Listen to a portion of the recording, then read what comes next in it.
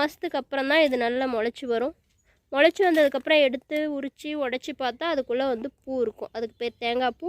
அந்த தேங்காய் பூவில் நிறைய சத்துக்கள் இருக்குது, நிறையா வைட்டமின்ஸ் இருக்குது, நோய் எதிர்ப்பு சக்தி இருக்குது, எல்லாம் இருக்குது.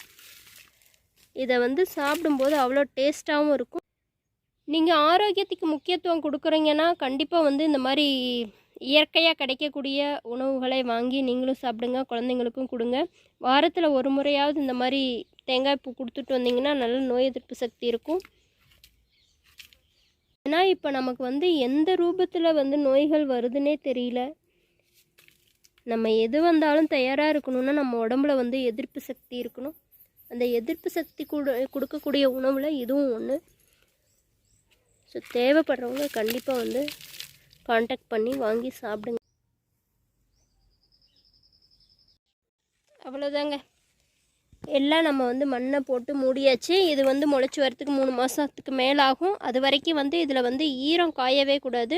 இந்த நிழல் பாங்கான இடத்துல இருக்கணும். அப்படி இருந்தால் மட்டும்தான் கரெக்டாக முளைச்சி வரும். அதுவும் வந்து எல்லா தேங்காயும் முளைச்சி வரும்னு சொல்ல முடியாது. சில தேங்காய்கள் வந்து அழுகி போகலாம்.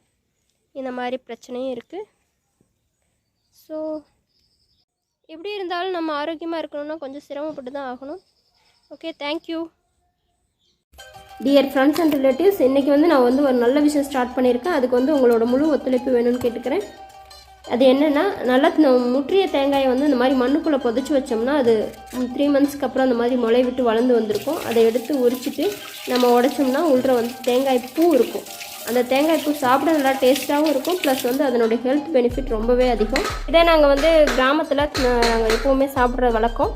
இதையே நம்ம ஒரு பிஸ்னஸாக பண்ணக்கூடாது, எல்லாருக்கும் மற்றவங்களுக்கு இது ஒரு நல்ல விஷயம் தானே, ஆரோக்கியமானது தானே அப்படிங்கிறதுனால நான் வந்து இதை பிஸ்னஸை ஸ்டார்ட் பண்ணணும்னு முடிவு பண்ணியிருக்கேன்.